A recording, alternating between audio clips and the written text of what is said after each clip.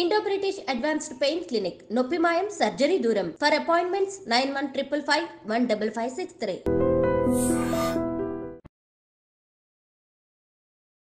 నమస్కారం, welcome to I dream ధర్మ మార్గం విత్ విజిత కార్యక్రమానికి స్వాగతం.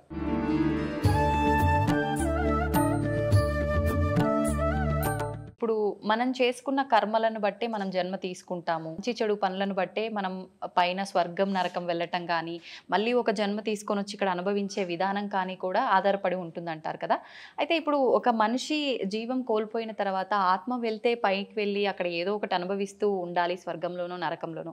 కానీ ఎందుకు ఇలా దుష్ట శక్తుల రూపంలో, ప్రేతాత్మల రూపంలో మన చుట్టుపక్కల ఇప్పుడు మీరు చెప్పినట్టుగా తిరుగుతున్నాయంటారు? కర్మ విపాకం చెందకపోవడం, కర్మ విముక్తి కలగకపోవడం, వాళ్ళు చేయవలసిన కొన్ని కర్మలు తీరక, వాళ్ళ కోరికలు తీరక. అందుకే సనాతన ధర్మం అన్నీ చెబుతూ కూడా ఒక మాట చెప్పింది. ఏంటి? ఎప్పటికెప్పుడు నువ్వు సత్యమనే భావన, నేనే సత్యమనే భావన నువ్వు తెలుసుకో. నువ్వెవరో తెలుసుకో, నువ్వేంటో తెలుసుకో. అంతర్ముఖుడవై ఏ భవబంధములు కూడా శాశ్వతము కాదని, దేని యందు అనురక్తి కలగక, వ్యామోహం కలగక, అన్నిటినీ విసర్జీకృతంతో భావన చేస్తూనే బ్రతుకు. అన్నీ నీవే, చివరికి నావి కావనుకునే సత్యంతో కూడా బ్రతకని చెప్పింది మన ధర్మం. అట్లా కోరికలు పెట్టుకొని వ్యామోహంతో మరణించే వాళ్ళు పోరు, ఆగుతారు. మరి వాళ్ళ పరిస్థితి ఇక వాళ్ళ యొక్క వంశజులు ఉంటారు కదా, తగిన పూజలు, హోమాలు, శాంతులు, దాన ధర్మాదులు చేసి వాళ్ళకు ఉత్తమ స్థితిని పంపించగలగాలి. ఒకవేళ పంపించకపోతే వీళ్ళ యాతన వలన వీళ్ళకు కొన్ని నెగిటివిటీస్ వస్తూ ఉంటాయి, వీళ్ళ సమస్యలు వస్తుంటాయి, వీళ్ళ పనులు కావు, వీళ్ళకి ఇబ్బందులు వస్తుంటాయి, వాళ్ళ కుటుంబ సభ్యులు అనారోగ్య సమస్యలు వస్తుంటాయి. ఎక్కువ రోజులు పితృదేవతలు గనక శోధి వేదన పడుతూ ఉంటే వీళ్ళకి పిల్లలు కలగరు. పిల్లలు పుట్టిన పుత్ర సంతానం కలగదు పితృదేవతల యొక్క శాపం వలన. ఓకే. అయితే ఈ పితృదోషాలతో రకరకాల ఇబ్బందులు పడుతున్నారు అంటారు. అవన్నీ ఇటువంటి వారి కుటుంబాలకే ఉంటాయి. హిందూయిజాన్ని ఫాలో అయ్యే వాళ్ళే కాదు, వేరే మతాల వాళ్ళకు కూడా ఈ ఎఫెక్ట్ ఉంటది. ముస్లిమ్స్ గాని, క్రైస్తవులకు గాని, మానవ జన్మ ఎత్తిన ప్రతి ఒక్కరికి ఉంది ఇది. కంప్యూటర్కి ఒక వైరస్ వస్తే ఏం చేస్తారమ్మా? సిస్టమ్కి ఒక వైరస్ వస్తే ఏం చేస్తారు? అప్డేట్ చేస్తుంటారు, ఎప్పటికప్పుడు రిపేర్ చేస్తూ ఉంటారు. జెనెటిక్ అంటే మన జెనెటిక్ థియరీ ఏదైతే ఉందో, డిఎన్ఏ కాలానికి వంశవృక్షానికి సంబంధించిన అప్డేట్ అనమాట ఇది. ఓకే. అయితే ఇప్పుడు మనం ఏదైతే ఇప్పుడు ఈ ఆత్మలు ఇలాంటివి ఉన్నాయి అనుకున్నామో, అలాగే భగవంతుడు కూడా మన కళ్ళకు కనిపిస్తాడా ఆత్మల్లాగానే? చాలామంది ఈ మధ్యకాలంలో నాకు భగవంతుడు కనిపిస్తాడు, కావాలంటే మీకు చూపిస్తా అని చెప్పి రకరకాలుగా మాట్లాడుతున్నారు. నిజంగా అలా భగవంతుని చూడడం సాధ్యమే అంటారా? భగవంతుని 3 పద్ధతులతో చూడవచ్చు. జ్ఞాన రూపకంగా చూడవచ్చు, భావ రూపకంగా చూడవచ్చు. దానికి రూపం లేదు. అలా ఫీల్ అవ్వచ్చు, కనిపిస్తున్నాడు, మనం ఫీల్ అవ్వచ్చు. That's own experience. భగవంతుని భౌతికంగా జడముగా చూడాలనుకుంటే దానికి ఒక మార్గం ఉంటుంది. ఏంటండి? ఇప్పుడు మన చుట్టూ మెనీ మోర్ ఆఫ్ బ్యాక్టీరియాస్ ఉంటాయి మన చుట్టూరుతా. దాన్ని సూక్ష్మదర్శినితోనూ చూడవచ్చును. భగవంతుని ఇట్లా సశరీరంతో చూడవచ్చు అంటే ఒకే ఒక మార్గం ఉన్నది, యోగ మార్గం. యోగాతో చూడవచ్చు. ఓకే. అంటే ఎంతకాలం అది చేయాల్సి ఉంటుంది? సాధకుడి యొక్క సత్యశీలత పైన ఆధారపడి ఉంటుంది. అంటే ఎంత నిష్టగా ఆయన యొక్క ఫోకస్, ఆయన యొక్క ఏకాగ్రత, ఆయన లక్ష్యం, ఆయన యొక్క నిగ్రహ శక్తి పైన. కొందరికి తొందరగా అవుతుంది, కొందరికి ఈ జన్మల కాకపోతే మరు జన్మ తీసుకోవాల్సి వస్తుంది, కొందరికి జన్మాంతంలో కూడా భగవత్ సాక్షాత్కారం కలిగి కూడా విముక్తి పొందిన వాళ్ళు ఉంటారు. అయితే ఒక మానవుడు భూమి మీదకి వచ్చిన తర్వాత ఒక జన్మ తీసుకొని అసలు నా పుట్టుకకు అర్థం ఏంటి, నేను ఏం చేయడానికి వచ్చాను అనేది ప్రతి ఒక్కరు కూడా మర్చిపోయి, ఇందాక మీరు చెప్పినట్టుగా కోరికలు, రకరకాల అంటే వ్యామోహాలు, బంధాలు, బంధుత్వాలు, వీటిపైన కొట్టుమిట్టాడుతూ ఉంటారు. పుట్టుక మరణం శాశ్వతం, వెళ్ళాల్సిందే, మోక్షం పొందడం కోసం మనం అవన్నీ కర్మలు క్లియర్ చేసుకొని భగవంతుల్లో ఐక్యం అవడానికి ఇవన్నీ అని చెప్పి మీలాంటి వాళ్ళు చెప్తూ ఉంటారు. మరి ఈ వీటిల్లో కొట్టుమిట్టాడుతూ ఉండే ఈ ప్రాసెస్లోనే పుడుతుంటాం, పోతుంటాం, ఎప్పుడు మోక్షాన్ని పొందుతామంటారు? అసలు మోక్షం అనేది 2 ప్రాతిపదికలపైన ఆధారపడి ఉంటుంది. మోహాన్ని క్షయించుటే మోక్షం, మోహక్షయ ఇది మోక్ష అన్నారు పెద్దలు. అంటే ఈశ్వరుడి యందు కూడా మోహాన్ని వదిలిపెట్టాలి, భగవంతుని యందు కూడా మోహం వదిలాలి, అది మోక్ష స్థితి. శివుడి యందు కూడా మోక్షం వదిలిపెట్టాలి తల్లి. ఆ శివుడు ఉన్నాడు అన్న మోహాన్ని, మోక్షాన్ని వదలాలి, అదే మోక్ష స్థితి. నారాయణుడు ఉన్నాడు, నా నారాయణుడు అన్న స్థితి కూడా వదిలిపెట్టాలి, అదే మోక్షం. ఇక ముక్తి అంటారా, అది సంసార సారథ్యంలోనే సాధ్యం తప్పిస్తే సన్యాసులకు ముక్తి లేదు. ఒకవేళ సన్యాస పరంపరలో యతి ధర్మంలో ముక్తిని పొందాలనుకుంటే ఆయన చాలా కష్టపడాల్సి ఉంటుంది. సాధనత్రయంతో, మెడిటేషన్తో చాలా కఠోరంగా తపస్సు చేయాల్సి ఉంటుంది. మీకేమో ఈజీ వేలో వస్తుంది, మాకేమో చాలా కష్టంగా వస్తుంది. మరి అంత కష్టం అని తెలిసినప్పుడు ఎందుకు మీరు ఇలాంటి సాధనలు? జన్మకర్మ సంభవము. జన్మకర్మ సంభవం అంటే పోయిన జన్మలో తీసుకున్నటువంటి శబదం, భగవంతుడు మమ్మల్ని ఆదేశించినటువంటి ధర్మం, మా జన్మ మాకు తెలిసి మేము సన్యసించవలసినదే అని మాకు అర్థమయ్యి రావాల్సి ఉంటుంది. ఉదాహరణకి ఈరోజు కరెంటు లేదు. అవునండి. ఒక మంచి స్టూడియోలో ఏసీలో కూర్చొని మనం వీడియో చేయాల్సింది, కరెంటు లేదు అయినా చేయాలి, ఎందుకంటే చాలా దూరం నుంచి వచ్చాము కాబట్టి. అవును, చేస్తున్నామా లేదా? చేస్తున్నాం. అది కూడా అంతే. మేము ఎన్నో జన్మల నుంచి ట్రావెల్ అయ్యి వచ్చి ఉంటాము, మళ్ళీ ఎందుకు మొదలుకోవాలని ఆయన లేనిపోని తలకాయ నొప్పి అని ఇక్కడనే జన్మ సార్థకత పొందించుకుంటున్నాము కాబట్టి సన్యాసులం అయ్యాము. Okay okay.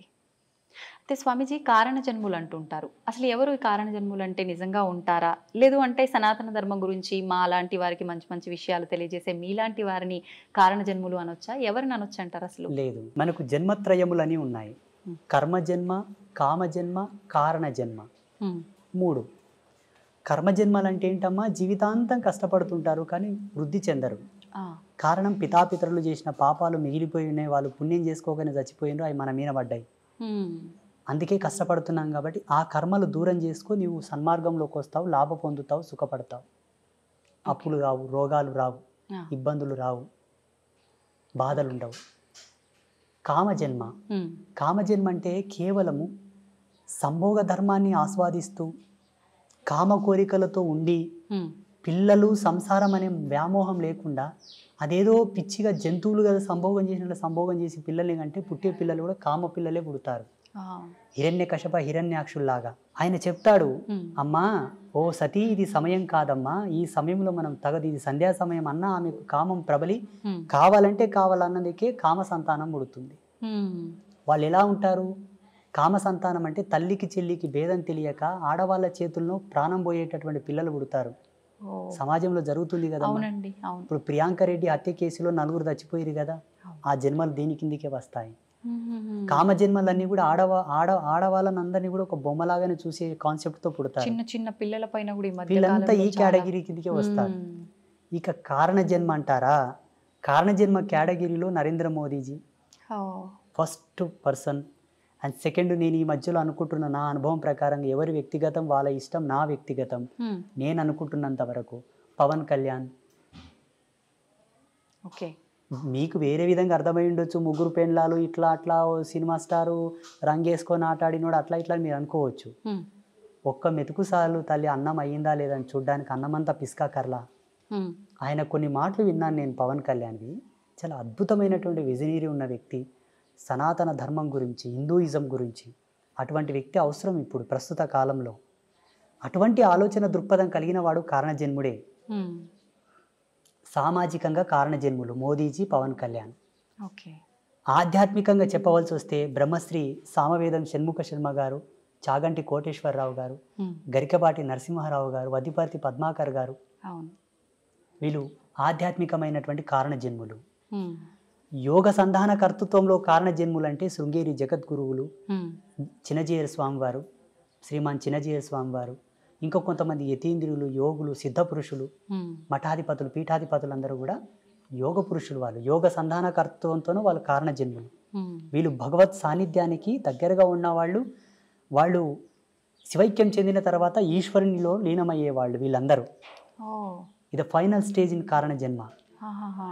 వీళ్ళందరూ మోక్షం పొందడం, ఇంకా వాళ్ళకు మోక్షము ముక్తి లేదమ్మా, చాలా ఫైనల్ స్టేజ్. వీటికన్నా పెద్ద స్టేజ్ లో ఉన్నారు వాళ్ళు. ఇట్లా 3 జన్మలు ఉన్నాయి మనకు. మీ గర్భవాసమునందు మీ కడుపులో కూడా ఇంతటి గొప్ప వాళ్ళు కారణ జన్ములు, పుణ్య జన్ములు పుట్టాలనుకుంటే తప్పకుండా సనాతన ధర్మాన్ని ఫాలోఅప్ చేయండి.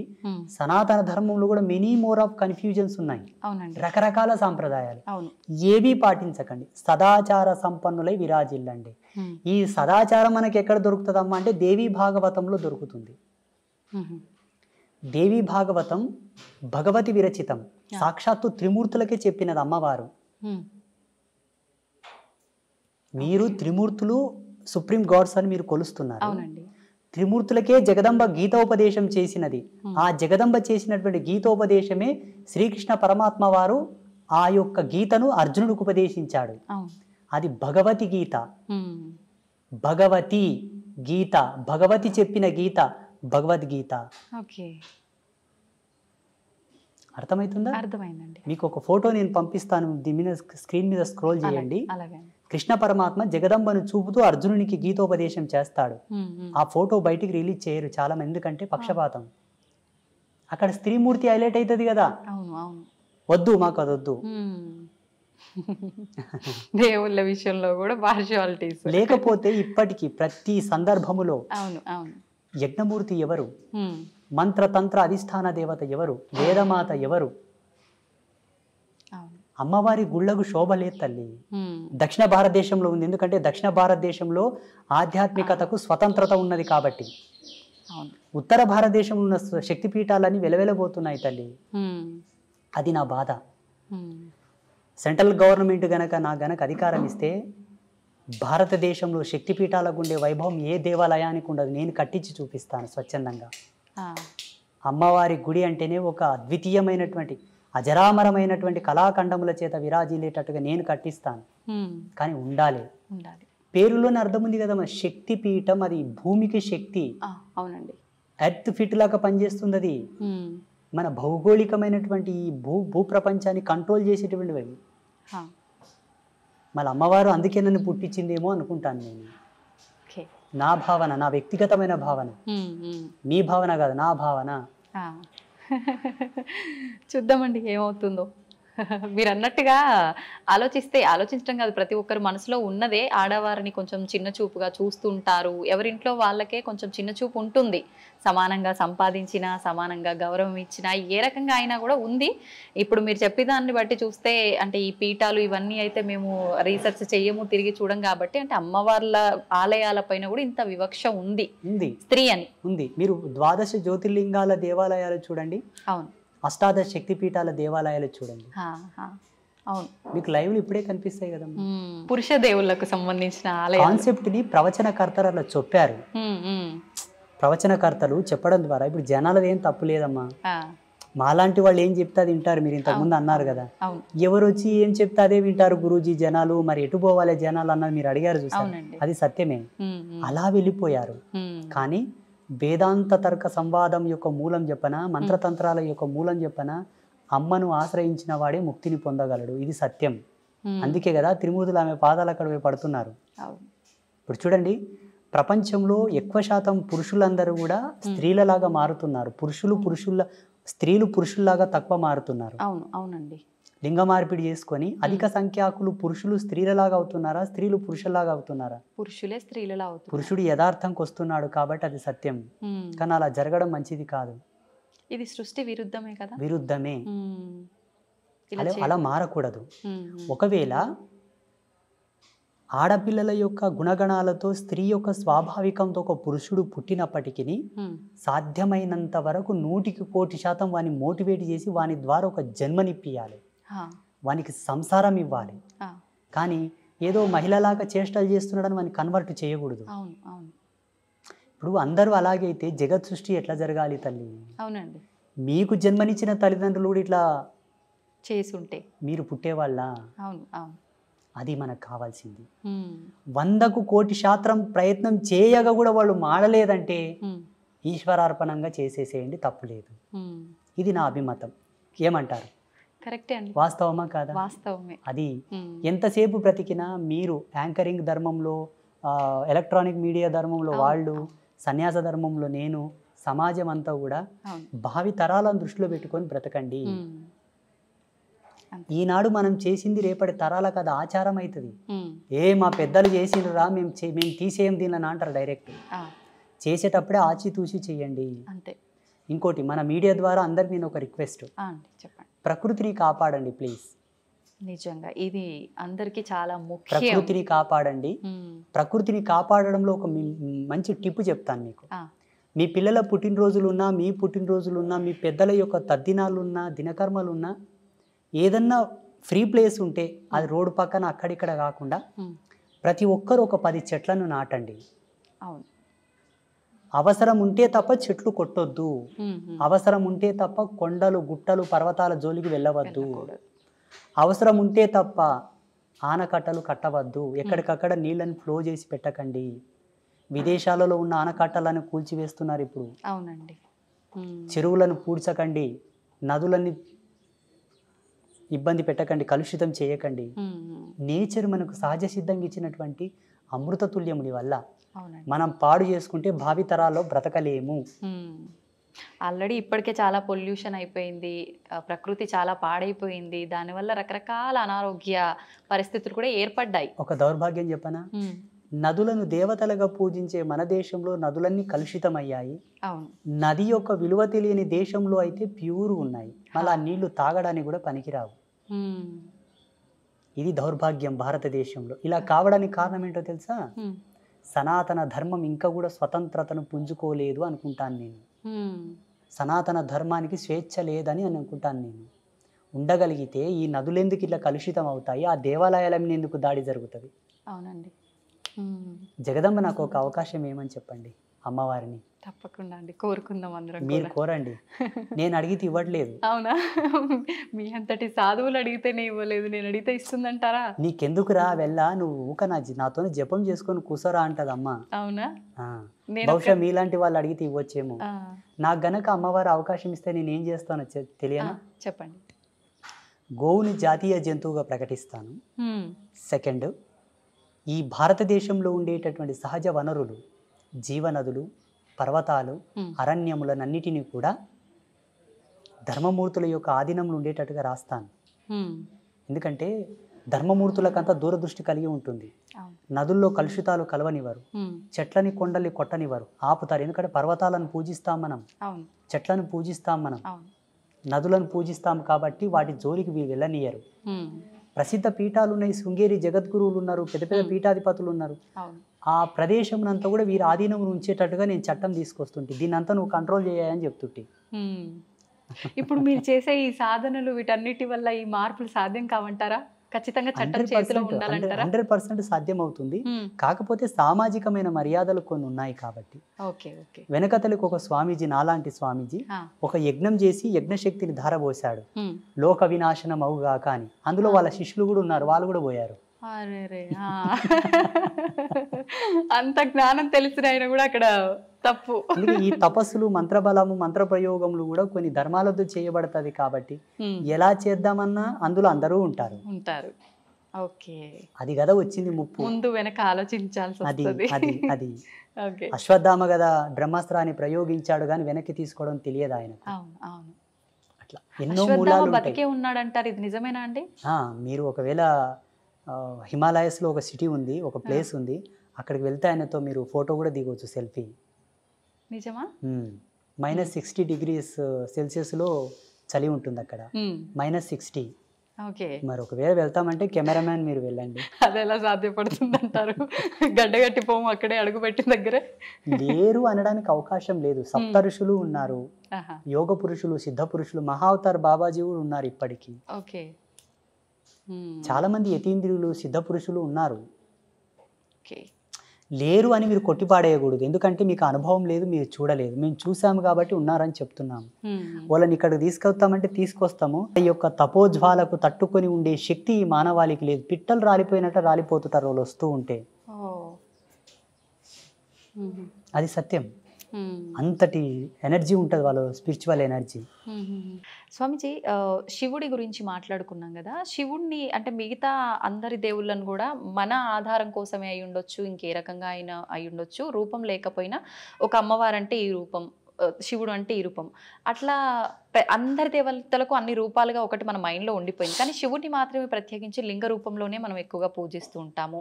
అందులో కూడా మళ్ళీ రకరకాల లింగాలు, ముఖ్యంగా పార్థివ లింగానికి చాలా ప్రత్యేకత ఉంది అని చెప్తూ ఉంటారు. ఏంటి ఆ ప్రత్యేకత? పార్థివ లింగాన్ని మనం ఆరాధించడం వల్ల ఎటువంటి ఉపయోగాలు ఉంటాయి?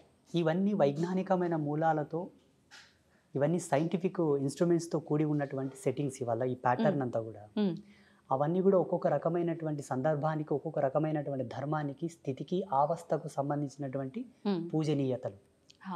ఒక్కొక్క లింగాన్ని ప్రొవైడ్ చేసి మీరు ఈ పాదరస లింగానికి పూజ చేయండి అన్నప్పుడు ఆయన స్థితి ఎలా ఉన్నది, అప్పుల్లో ఉన్నాడా, రోగగ్రస్తుడై ఉన్నాడా, శాపంలో ఉన్నాడా, కర్మలో ఉన్నాడా, పాపంలో ఉన్నాడా, ఈ విధమైన లింగానికి నువ్వు పూజ చేసి ఆ లింగోదక అభిషేక జలమును ప్రోక్షణ చేసుకుంటే పాప ప్రక్షాళన జరుగునని అనేక లింగాలను ఋషులు దర్శించి ఇచ్చారు.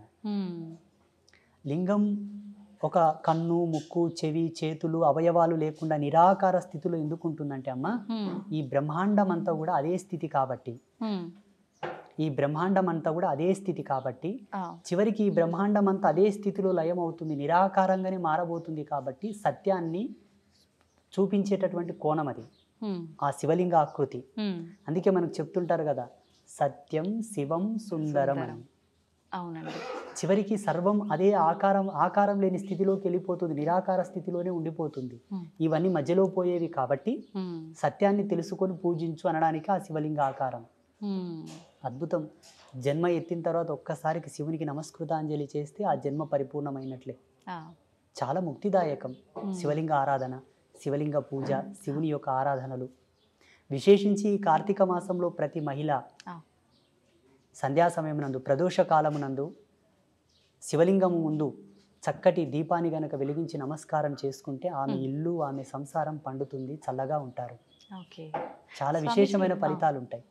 స్వామీజీ, శివుణ్ణి పూజించే వాళ్ళలో చాలా మందిలో ఒక సందేహం ఉంటుంది, అది నాకు కూడా ఉంది. శివుణ్ణి ఆరాధించే వాళ్ళకి ఆయన అనుకున్నవన్నీ తీరుస్తాడు, కానీ ఎక్కువగా పరీక్షలు పెడుతూ ఉంటాడు, చాలా కఠినమైన ఇబ్బందులకు గురి చేస్తుంటాడు, ఆ తర్వాతే ఆయన ఏదైనా మనకి ఇవ్వదలిస్తే ఇస్తాడు అని చెప్పి అనుకుంటూ ఉంటాం. ఇది నిజమే అంటారా? శివుడు, విష్ణు, బ్రహ్మ, అమ్మ ఇక్కడ ఎవరు కాదు, దేవతలు కాదు ఈ కాన్సెప్ట్. జన్మ కష్టపడుతుందంటే దానికి ఒక విలువ ఉంటుంది. కారణం, మనకు విలువైనది ఏదైనా దక్కాలంటే అది దక్కే కోణంలో ఇబ్బందులతో అది దక్కింది అంటే దాని విలువ మనకు తెలవాలనే మనకు ఇబ్బందులు వస్తూ ఉంటాయి.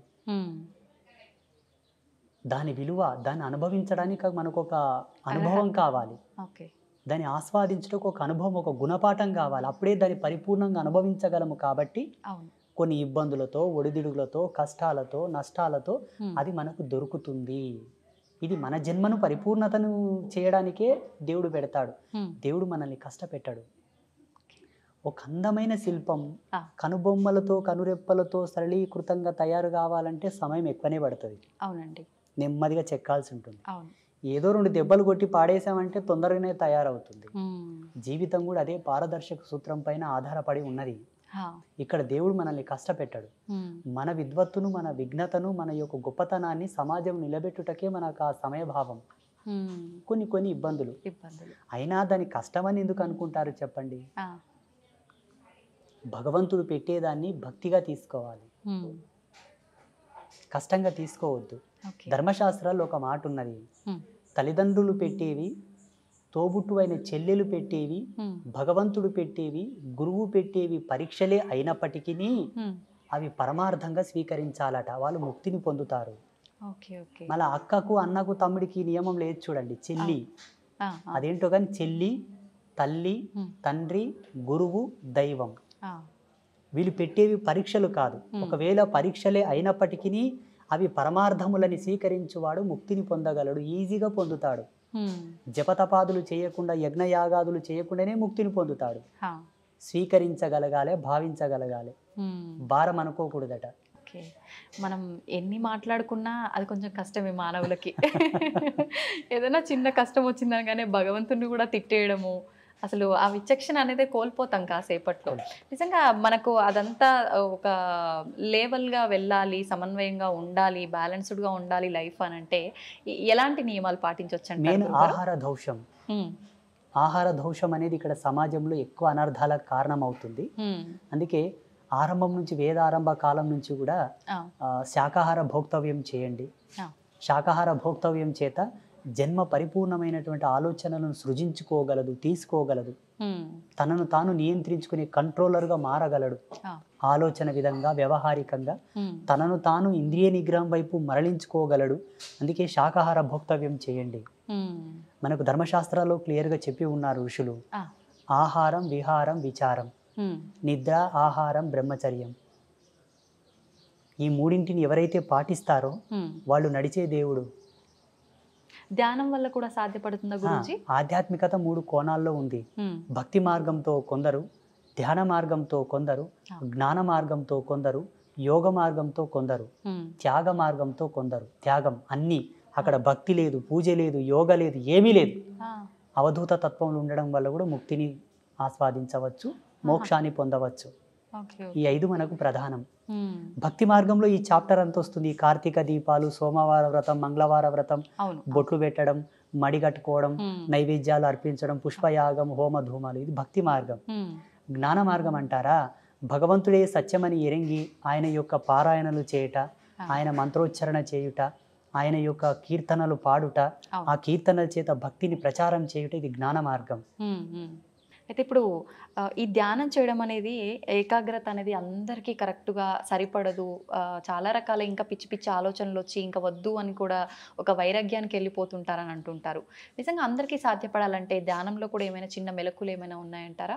ధ్యానం చేయుట అందరికీ సమంజసమే, కానీ ఆ ధ్యానం నువ్వు చేస్తున్న పద్ధతి తెలియవలే ఫస్ట్.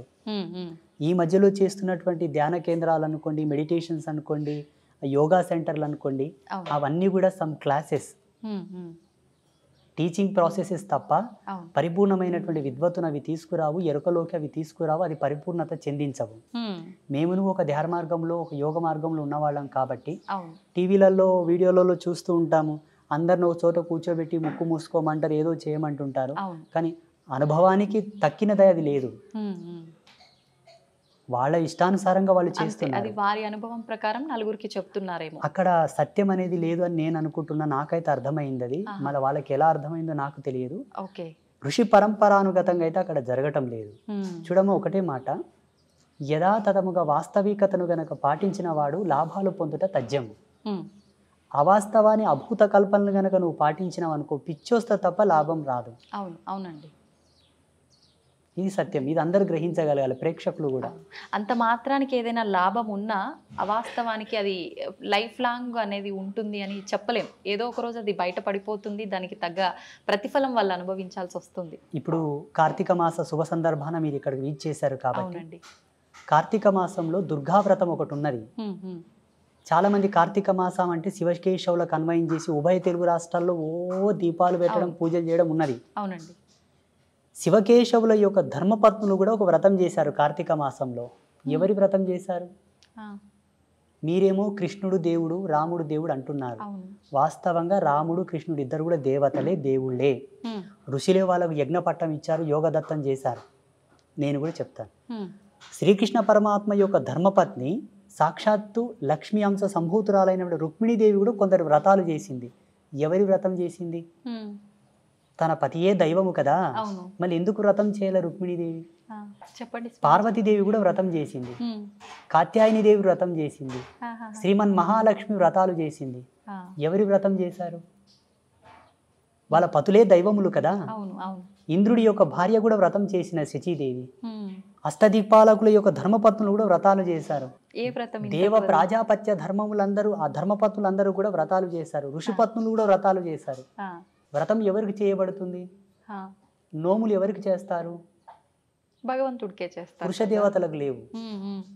అంటే అందరినీ సృష్టించింది ఆదిపరాశక్తి లలిత అమ్మవారు కాబట్టి ఆమెకు సంబంధించిన వ్రతం ఏదైనా ఉందా?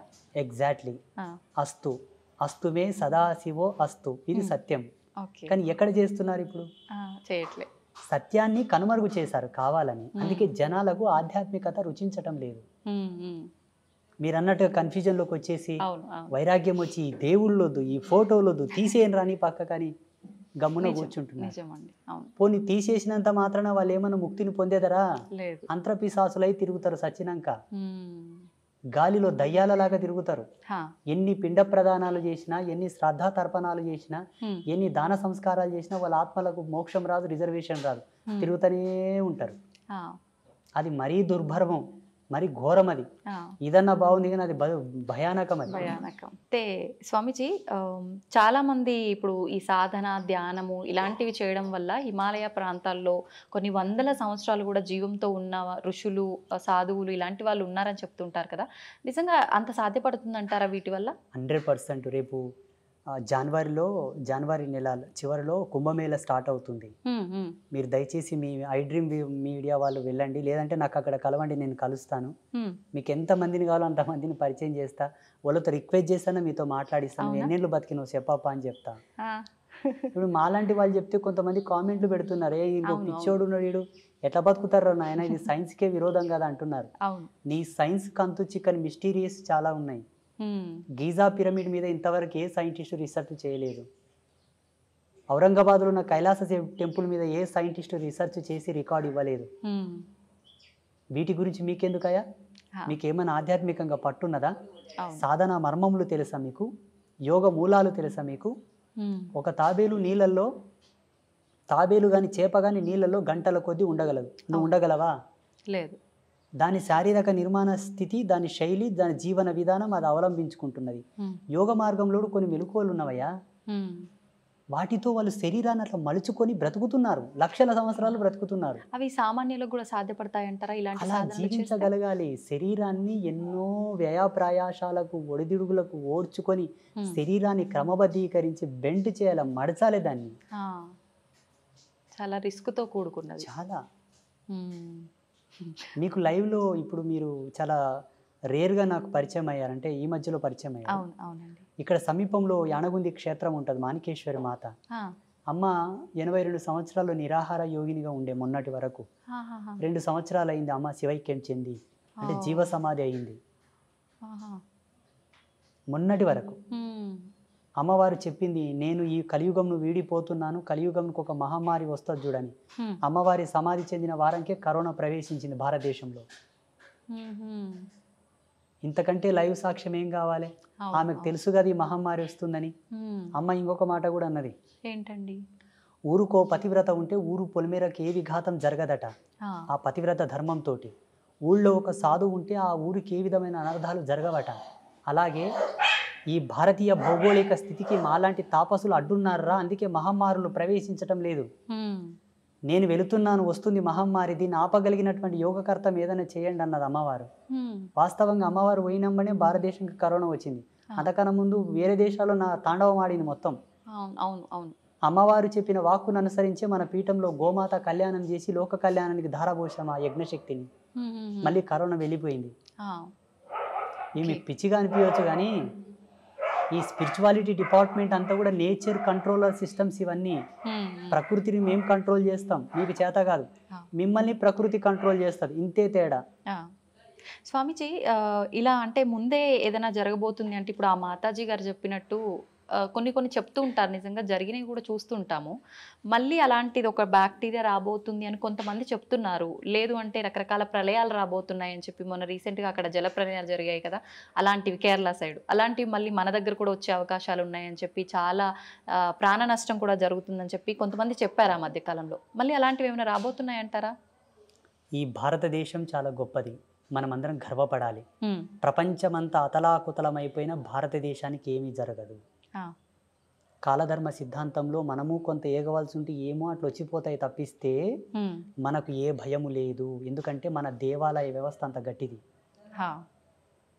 చూడండి, భవిష్యత్తులో ఒక 10-15 సంవత్సరాల్లో జరగబోతుంది ఇది. ఏంటంటే ప్రపంచమంతా స్వేచ్ఛావాయువులు పీల్చుకోవడానికి భారతదేశానికి వలస రాక తప్పదు. బుక్కెడు గాలి పీల్చుకొని వస్తాం ఇండియాకు పోయాను వస్తారు చూడండి. ఆల్రెడీ స్టార్ట్ అయిపోయింది. ఈ భారతదేశం చాలా గొప్పది, అందులో మన హిందూయిజం చాలా గొప్పది. ఈ ధర్మాన్ని ఎందుకు కాపాడమంటున్నామంటే భావి తరాలకు మీరు కోట్లు గడించి ఇవ్వక్కర్లా, ధర్మాన్ని ఇవ్వండి చాలు. అంతే. ఎలా ఇవ్వాలి ధర్మాన్ని? నీ పిల్లలకు చెప్పాలి, ఒరే నువ్వు పుట్టుకతోనే ధర్మం నీ పక్కన పుట్టిందిరా, కారణం నువ్వు పుట్టుకతోనే పురుడు చేసినాం. పురుడు ఎక్కడి నుంచి వచ్చింది? సనాతన ధర్మం నుంచి వచ్చింది. నీకు నామకరణం చేసినాం, నీ పుట్టుకతోనే ధర్మం నీ తోబుట్టు అయిందిరా. ధర్మం నీ చెల్లెలు లాంటిది, అక్క లాంటిది, అన్న లాంటిది, తమ్ముడు లాంటిది. వాళ్ళకి ఏమైనా జరుగుతూ ఉంటే చూస్తూ ఊరుకుంటావా మూర్ఖుడా? ధర్మ విఘాతం ఎక్కడ జరిగినా నువ్వు పోరాడాలని అని చెప్పి పిల్లలకు మనం మోటివేట్ చేయాలి. మళ్ళీ అంతే కదమ్మా, పుట్టినప్పటి నుంచి మనకు ధర్మంతోనే కదా అన్ని నేర్పి, అక్షరాభ్యాసము, ఉపనయనము, యజ్ఞోపవీతము, ఇవన్నీ మనకు ధర్మంలోని భాగాలే కదమ్మా. సంస్కృతి ఇచ్చింది మనకు, టెక్నాలజీ ఇవ్వలే. టెక్నాలజీ మనం ఇచ్చిందా? లేదండి. మనం నిత్యం అనుభవించే వాటిలో ఇప్పుడు మీరు చెప్పినట్టుగా పుట్టుక నుంచి చావు వరకు ప్రతిదీ ధర్మంతో, సైన్స్‌తో కూడి ఉంది. ప్లస్ మధ్య మధ్యలో మనకు పండగలు ఇలాంటి వాటి ద్వారా కూడా ఇంకా మన ధర్మం యొక్క గొప్పతనాన్ని కూడా చాలా తెలియజేస్తూనే అందులో ఉంటారు ఎప్పటికప్పుడు. క్రమశిక్షణ, అవును. నిబద్ధత, హ్మ్. మహిళ యొక్క గౌరవ సూచకం, కుటుంబంలో ఒక మంచి సంఘీభావం, సమతుల్యత, ఐక్యమత్యం, హ్మ్. మంచి సోదరభావం నెలకొనడానికి కూడా మన సంస్కృతులు, మన పండుగలు పెట్టారు మన వాళ్ళు. అవును. అవును. ఎప్పటికప్పుడు బూజు దులుపుకొని ఇల్లంతా తోరణాలు కట్టుకొని హ్మ్. ప్రాణవాయువుని ప్రజ్వరిలింపజేసుకోవాలని చెప్పి పిండి వంటలు, హా. ఆరోగ్యంలో కూడా పలు మార్పులు రావచ్చు అని చెప్పేసి ఆహార పదార్థాలు భోక్తవ్యం చేయడం ద్వారా హ్మ్. జెనెటిక్ రిఫార్మింగ్ కూడా నెగిటివ్ కాకుండా పాజిటివ్ ఉండడానికి హ్మ్. ప్రతిదీ పరమార్థం, ప్రతిదీ అద్భుతం, ప్రతిదీ ఒక అమోఘం మన దాంట్లో. ఏది కూడా వేస్టేజ్ లేదు మన సనాతన ధర్మంలో. అవును. అవును. మేధావులేమో ఇదంతా మూఢనమ్మకం అంటారు, పిచ్చి. హ్మ్. అవును. మూఢనమ్మకం, అసలు దేవుడే వాళ్ళ లేడు. పిచ్చి. హ్మ్. వాళ్ళు ఇంకా ఎల్కేజీ స్టడీలో ఉన్నారు వాళ్ళు. ఆ, నా దృష్టిలో వాళ్ళు చిన్న చిన్నపిల్లలు. నా దృష్టిలో, నా భావనలో మూఢనమ్మకం అనడానికి సనాతన ధర్మంలో ఏమీ లేదమ్మా. నిమ్మకాయ తీసేసినా కూడా అది నమ్మకమే, ఒక విశ్వాసం. దాంట్లో విఘ్నత ఉన్నది, విజ్ఞానం ఉన్నది. హా. నిమ్మకాయలు తీసేయడం, గుమ్మడికాయలు దిష్టి తీయడంలో కూడా అవును. అవును. విజ్ఞాన ఫార్ములాస్ నేను చూపిస్తా. హ్మ్. రమ్మని నాతోనికి జన విజ్ఞాన వేదిక పెద్ద మనిషి వస్తాడు. హా. మీరు రీసెర్చ్ చేయలేదు దాని మీద. హా. ఇప్పుడు భగవంతుడు ఉన్నాడు అనంటే ఖచ్చితంగా దుష్టశక్తులు కూడా ఉన్నాయని చెప్పి అంటుంటారు. ఉన్నట్టేనండి? లైవ్లో ఉన్నాయి, ఇప్పుడు మన పక్కలో కూడా ఉన్నాయి కొన్ని. అవునా? ఆ, మీకు కనిపిస్తాయా? మన కెమెరా పిక్సెల్ తక్కువ ఉంది, లేకపోతే రికార్డ్ అవుతుండే. హ్మ్. ఆ, ఓకే. ఒక టోనోమీటర్ తీసుకురావాల్సింది మీరు, దాని సౌండ్స్ మీరు వినేవాళ్ళు ఇప్పుడు. హా. ఆ, ఓకే. భయం వేస్తుందండి. ఏం భయపడాల్సిన అవసరం లేదు. సాధువుని చూస్తే యమభటులే బెదురుకుంటారు. హ్మ్. అవేం చేస్తాయి మనల్ని? ఆ. మీరు అడిగారు కాబట్టి ఉన్నాయి, ఎప్పటికెప్పుడు ఉంటూ ఉంటాయి. ఆహా. భయపడాల్సిన అవసరం లేదు. ఓకే. ఒక సువాసిని హ్మ్. సాంప్రదాయకమైనటువంటి కుంకుమను ధరిస్తే భూత ప్రేతములు ఆమెకు దండం పెట్టి పోతాయట. ఆహా. సాంప్రదాయకమైన కుంకుమ అంటే ఇప్పుడు బల్కంపేట ఎల్లమ్మ ఉన్నది, అవునండి. అమ్మ పాదాల కాడే కుంకుమ నెలకో 2 నెలలకు వెళ్ళి ఇంట్లో స్టోర్ చేసుకోవాలి. హ్మ్. హ్మ్. మీరు డ్యూటీకి వెళ్ళేటప్పుడు ఇంత నష్టం తగిలించుకొని పోతే దిష్టి బారదు. హ్మ్. దిష్టి బారదు. ఇప్పుడు వాళ్ళే అనుకోండి, మీ మీద కొంత మీరు మంచిగా అందంగా తయారై వస్తే కొంత ఏదో జలసిగా ఫీల్ అయిపోతుంటారు అనుకోండి, ఆ దిష్టి మీకు వారదు. ఆ కుంకుమలో ఉన్న ఎనర్జీ దాన్ని అక్కడనే పంపిస్తుంది. నా భక్తురాలు అక్కడనే పో అంటది సీదా. మన బదులు అమ్మవారే ఫైట్ చేస్తుంది. సాంప్రదాయకమైన తిలక ధారణ అంటే ఇదే. కెమికల్తో కూడిన కుంకుమలు పెట్టుకుంటే రాదు మళ్ళా. భగవత్ ప్రసాదితమైనటువంటి, భగవత్ ప్రాధాంకితమైనటువంటిది ఏది ధరించినను మనకు ఈ దయ్యాలతోటి, దుష్టశక్తులతో ఎటువంటి భయం లేదు. చాలా మంది తను నిజమే అని చెప్పి అఘోరి దీక్షలు తీసుకునేటప్పుడు, సాధన చేసేటప్పుడు కొన్ని సంవత్సరాల పాటు వాళ్ళు సాధన చేసిన తర్వాత వాళ్ళకు ఒక ఐడెంటిటీ కార్డ్ లాంటిది వస్తుందని చెప్పి, తన దగ్గర అది ఉంది అని చెప్పి తను పుర్రెలో తినటము ఇవన్నీ చూసి చాలామంది నిజంగా తను అఘోరినే అని చెప్పి చెప్పడం వింటున్నాం కదా, దాని గురించి మీరు ఒక 1 year 2 years మీరు ఆగి చూడండి ఆమె పరిస్థితి ఎలా అవుతుందో. దైవత్వం ఆడంబరం కాదు, దైవత్వం ప్రదర్శన కాదు, దైవత్వం దికావత్ కాదు. అగర్ దీని ఆడంబర స్థితికి ఆటవికంగా కనుక మనం తీసుకుంటే దైవమే కాలనాగై కాటి వేస్తుంది, జాగ్రత్త. నాకైనను అది శరతే, నాకైనను. బ్రహ్మలకైనది తగలేదు కదా. అవునండి. ఆమె సత్యమంతురాలా పవిత్రురాలా అన్నది మీరు నేను తర్కించుకోవాల్సిన విషయం కాదు. భగవంతుడు అటువైపు ఉన్నది ఒక యాంకర్, ఇటువైపు ఉన్నది ఒక సన్యాసి, బాల సన్యాసి, ఆ జన్మాంత బ్రహ్మచారి. నాలాంటి యోగంలో సమబుద్ధి ఉంటే తర్కించుకోవచ్చు, చర్చ చేసుకోవచ్చు యోగ మూలాలను అనుసరించి. అఘోర పరంపర ఎక్కడి నుంచి వచ్చింది, ఇప్పటి వరకు నియమాలు ఏంటనేది సమబుద్ధిగా చర్చ చేసుకోవచ్చు. మీకు తెలియదు, ఆ మూలాలు మీకు అనుభవంలోకి లేవు. అయితే నేనేమంటున్నానంటే సత్యమైన అఘోరీలు సావు సమృత ఉన్న పొలిమేరకు రారు. వాళ్ళు ఆ పొలిమేరలో అడుగు పెట్టడానికి ఇష్టపడరు. అది ప్యూరిటీ, రియాలిటీ, అసలైన అఘోరి పరంపరలో ఉండే నియమాలు ఇవి. ఇక కపాలంలో తినడం అంటారా, వాళ్ళకు వాస్తవంగా కపాల మోక్షం జరగవలే. అంటే కపాల మోక్షం అంటే జీవుడు సహస్రారం గుండా బయటికి వచ్చి వాళ్ళతో సంభాషించడం కపాల మోక్షం. అది పెద్ద యోగం. అదందరికీ సాధ్యపడుతుందా? అలా సాధ్యపడిన వాళ్ళకి అది పుర్రే ఇస్తారు తిన్నింకే. లేదంటే నేను కూడా తీసుకొని తినవచ్చు రోజు. ఇప్పుడు నేను ప్రతిరోజు మట్టి మూకుళ్ళలో తింటాను, మట్టి పాత్రలో ఇప్పటికీ.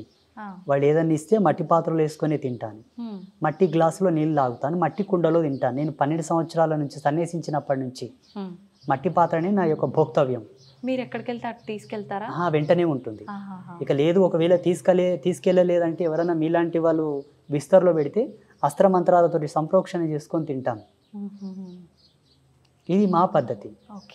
కపాలంలో భోజనం చేసేటటువంటి దమ్ము, ధైర్యము, అంతటి సాహసం కూడా అందరికి తగదు.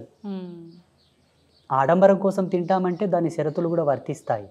విత్ సైంటిఫిక్ ప్రూఫ్స్తో చాలా కెమికల్ రియాక్షన్ జరుగుతుంది. అందులో వేడివేడి అన్నం వేసినా, పాలు పోసినా, వాటర్ పోసినా. పుర్రె అంటే మళ్ళీ సామాన్యం కాదు కదా. మీరు దాన్ని ల్యాబ్లో టెస్ట్ చేసినా కూడా ఒక ఈ ఈ చర్మము ఈ అంతా ఊడిపోయిన తర్వాత ఆ పుర్రె ఉంటుంది కదా, ఆ పుర్రెని మనం ల్యాబ్లో టెస్ట్ చేసినా కూడా దాని చుట్టూ ఊరుతూ ఉండేటటువంటి ఎనర్జీ సీక్వెన్సెస్ అని కూడా చాలా నెగిటివ్ రోల్లో పాస్ అవుతుంటాయి. మనకు చచ్చిపోతారు తింటే, ఇబ్బందులు చాలా వస్తాయి. ఇప్పుడు మీలాంటి వాళ్ళు చెప్పినప్పుడు, ఇలాంటివి విన్నప్పుడు నిజమే కదా, ఇవన్నీ విన్న తర్వాత గోరీలంటే ఇలా ఉండరేమో కదా, తను నిజం కాదు అనే ఒక ఆలోచన వచ్చిన వెంటనే తను చేసిన కొన్ని పనులు చూస్తుంటే, అంటే ఇప్పుడు మానవ మాతృలకు మాత్రం ఇంకొక మనిషి మాంసాన్ని తినడం సాధ్యపడదు. అది ఎంతో ఆమె రెగ్యులర్ మాంసం తింటుందా, లేకపోతే ఎప్పుడన్నా కెమెరా ముందు గింత తినిందా? మీరు ఒక పని చేయాలి. నేను ఒక విషయం చెప్తానండి. మన ఐ డ్రీమ్ మీడియా ద్వారా ఇక్కడ అఘోరి టాపిక్ వచ్చింది కాబట్టి ఆమెతో ఒప్పించి 24 గంటలు ఒక లైవ్ కెమెరాని ఒక కెమెరామెన్ ఆమె ఏడ ఉంటుంది, ఏం చేస్తుంది అబ్జర్వ్ చేయమని చెప్పండి. మలమూత్ర విసర్జన అనేది అఘోరీలకు ఒక పెద్ద సాహసం. మీకు తెలియదు అంటే, అందుకే నేను చెప్పాను ఈ సంభాషణ మీకు తగదు. ఇప్పుడు చూడండి, నేను ఏకవస్త్రధారినై, కుట్టని బట్ట, ఏకవస్త్రధారణతో ఉండి, జటాజూటముతో ఉండి, ఒక సాంప్రదాయకంగా ఉండే ఈ జీవన విధానాన్ని, ఈ జీవన సరళిని, ఈ నైపుణ్యశీలతను క్రోడీకరించి విశదీకరించాలంటే అది విద్వత్తు శిఖామణులకే సాధ్యం. మీకు అర్థం కాదు. ఇప్పుడు మీరు చీర కట్టుకున్నట్టు నేను చీర కట్టుకున్నట్టే ఉన్నాము, అలాగే కొడుతుంది చూసేవాళ్ళం. బట్ ఇది సాంప్రదాయంలో ఒక భాగం. మీరు సువాసిని సాంప్రదాయంలో మీది ఒక భాగం. ఆమె గురించి టాపిక్ మనం ఎంత మాట్లాడుకున్నా ఎటు సాగనిది అవుతుంది. ఇది అది అటు సావదు, ఇటు బ్రతకదు. అంతే. మా బోటి వాళ్ళకు తెలుసు ఆమెని వాస్తవమా అవాస్తవం అన్నది. కానీ ఒకటి మాత్రం నాకు బాగా నచ్చింది ఆమె లోపల. ఒకటి బాగా నచ్చింది. సనాతన ధర్మం జై అంటుంది. సనాతన ధర్మానికి విఘాతం కలిగించే వాడిని ఎందుకు శిక్షించట్లేదని ధైర్యంగా మాట్లాడుతుంది. వాణ్ణి నాకు వదిలిపెట్టండి బలిస్తానంటుంది. ఆ ధైర్యం బాగా నచ్చింది నాకు. ఆమె ఏమైనా అయ్యిండప్పటికి పాపం, తన పిచ్చి అనుకుందాము, తన వ్యక్తిగత స్వేచ్ఛ అనుకుందాం, వదిలేద్దాం. కానీ సనాతన ధర్మం గురించి నేను వచ్చాను, ధర్మాన్ని నిలబెడతాను, పోరాడతాను అంటుంది చూసారా. పెద్ద పెద్ద పీఠాధిపతులే మాట్లాడతలేరు. కరెక్టే అండి. ఒక పీఠాధిపతికి ప్రసిద్ధ పీఠాల గురించి, పేర్లు చెప్పొద్దు, ప్రసిద్ధ పీఠాల గురించి, మత విశ్వాసం పట్ల అనురక్తి కలిగిన వాళ్ళు, ధర్మం మీద ఎక్కువ ప్రేమ ఉన్న వాళ్ళు ఫారెన్ కంట్రీస్ నుంచి కోట్ల డబ్బులు పంపుతున్నారు వాళ్ళ ట్రస్టులకి. స్వచ్ఛందంగా బెంజ్ కార్లు డొనేట్ చేస్తున్నారు పీఠాలకు. ఎకరాలకు భూములు ఇస్తున్నారు. ఒక మహిళ ఒక ప్రసిద్ధ పీఠానికి తన శరీరం మీద 7 వారాల నగలు తీసి ఒక స్వామీజీ పాదాల దగ్గర ఇడిచిపెట్టింది మొన్ననే, 1 మంత్ కింద. స్వామీజీ పేరు చెప్పడం ఎందుకు లేదని, హైదరాబాద్లోనే. ఒక్కనాడన్న సనాతన ధర్మాన్ని ప్రతి ఒక్కరూ కాపాడండి అయ్యా. ఎక్కడన్నా మన దేవీ దేవతలకు ఎవడన్నా విఘాతం కలిగిస్తే మనం వెళ్ళి వాడిని ప్రశ్నిద్దాం, పోరాడదామని ఒక్క స్వామీజీ అని చెప్తున్నాడా?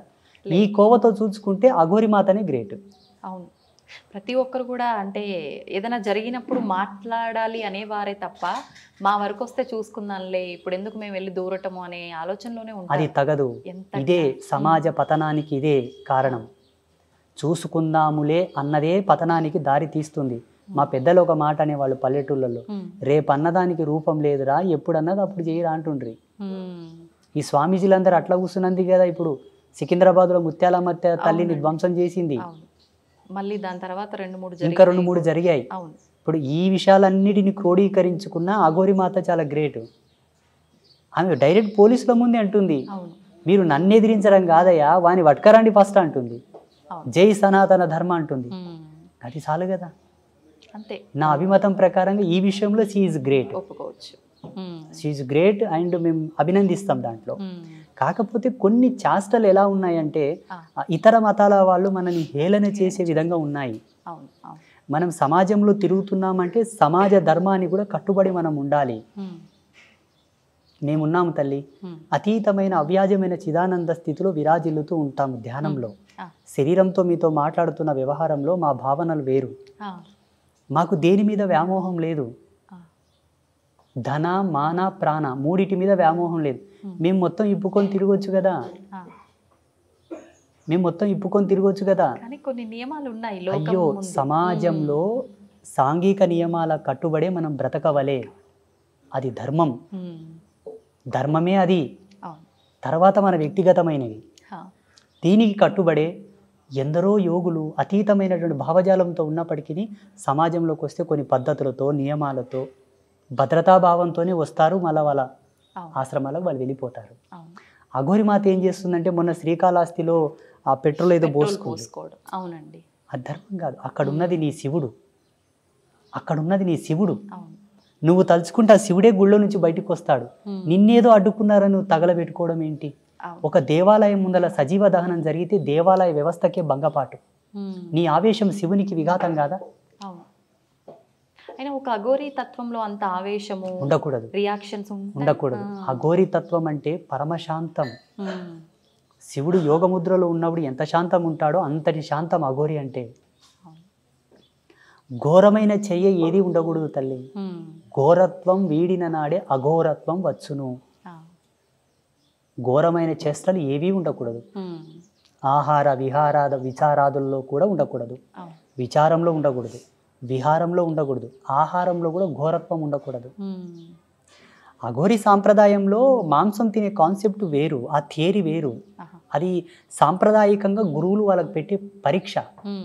దాన్నే తినుకుంటూ పోతే సస్తారు. ఓకే, అంటే అంత సాధనలు చేసినా వాళ్ళకు కూడా సరిపడదు. ఒక ఫార్ములా ప్రకారంగానే అది సరిపడదు. ఓకే, అయితే స్వామీజీ మన హిందూ ధర్మం విషయానికి వస్తే భగవంతుడు ఒక్కటే అంటాము, కానీ కొన్ని కోట్ల దేవతల రూపాలలో భగవంతుల్ని ఆరాధిస్తూ ఉంటాము. అయితే మనకు బ్రహ్మ విష్ణు మహేశ్వరులను సృష్టించింది కూడా ఆదిపరాశక్తి అమ్మవారే శక్తి అని అంటుంటారు కదా. మరి ఇంతమందిని ఆరాధించి పూజించే బదులు ఆ శక్తిని ఒక్కదాన్ని పట్టుకొని అమ్మ నువ్వే అని వేడుకుంటే సరిపోదంటారా? ఇక్కడ మత భేదం ఉంది, సాంప్రదాయ భేదం ఉన్నది. ఇందులో కొంత పురుష ఆధిపత్యం ఆధిక్యం కూడా ఉన్నది. పురుషుడి యొక్క ఆధిపత్యం చేతనే అమ్మవారి యొక్క పూజలకు వన్నె తగ్గింది. ఇప్పుడు చూడండి, ప్రసిద్ధ శక్తిపీఠాలకు అంత వైభవం లేదు. శక్తిపీఠాల్లో 18 శక్తిపీఠాలను కనుక మీరు సందర్శిస్తే దేవాలయాలు చిన్నగా ఉంటాయి. పేరుకు శక్తిపీఠాలు, అవి ఎప్పుడో రాజులు కట్టింటారు ఆ గుడిని, అది అలాగే ఉంటుంది. మిగతా దేవతల యొక్క దేవాలయాలు, విష్ణు దేవాలయాలు, శివ దేవాలయాలేమో పెద్దగా ఆకాశం అంత శిఖరములు పెట్టి బంగారు తొడుగులు పెట్టింటారు. కానీ అమ్మవారి దేవాలయాలను మాత్రం ఎవరు పట్టించుకోరు. దీంట్లో కొంత ఎక్కడనో దాల్ में कुछ काला है, दाल में कुछ काला है, पर कौन पकड़ेगा कब इसको बाहर निकलेगा वो भगवान जाने. కానీ ఏదో సంథింగ్ ఉంది ఇందులో. నేను కొన్నిసార్లు చాలా శోధించాను. నేను మొన్న గఢకాళిక మందిరం వెళ్ళాను, ఉజ్జయిని మహాకాళి. అక్కడ ఉండేటటువంటి మహాకాళేశ్వర దేవాలయాన్ని శక్తిపీఠాన్ని చూస్తే చాలా ఫరక్ ఉంది, డిఫరెంట్ చాలా ఉంది. అమ్మవారి దేవాలయం చిన్నగా ఉన్నది, అక్కడ పూజలు సరిగ్గా లేవు, వెలవెలబోతుంది. స్వామివారి దేవాలయంలోనేమో 2 రోజుల క్యూ లైన్ ఉంది. ఎందుకంటారు ఇలా? కొందరు కావాలని ప్రవచనకర్తల మహిమ, ఇంకోటి సాంప్రదాయకమైన భేదాలు. శివుని భక్తులు శివుని హైలైట్ చేయడం, విష్ణు భక్తులు విష్ణువుని హైలైట్ చేయడం. అసలు ఆది అనంతము జగదంబనే. మీరు లలితాదేవి యొక్క చిత్రపటమును గనక చూస్తే లలితాదేవి యొక్క చిత్రపటంలో లలితాదేవి శివుని మీద కూర్చొని ఉంటుంది. జగత్పాలకుడు, జగత్పిత, జగత్కర్త, జగద్భర్త శివుడైనప్పటికీ ఆ శివుని పైన కూడా ఒకరు ఉన్నారు, ఆమెనే లలిత. అలాగే కాళీ యొక్క కాల కింద కూడా శివుడు ఉంటాడు, కాళికాదేవి కింద కూడా శివుడు ఉంటాడు.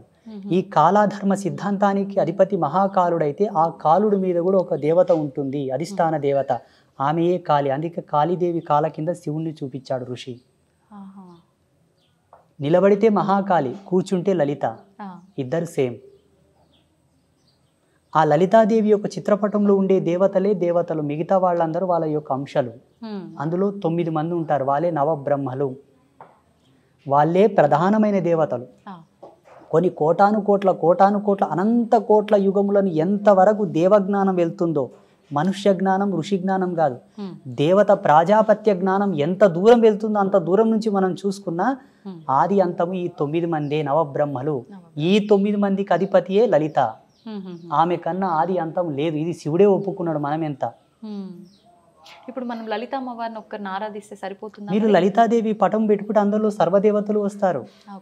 బ్రహ్మ, రుద్ర, శంకర, మధుసూదన, లక్ష్మి, సరస్వతి, గణపతి, కుమారస్వామి, జగదంబ, లలితా పరమేశ్వరి, సదాశివుడు, సమస్త దేవతలందరూ వచ్చినారు.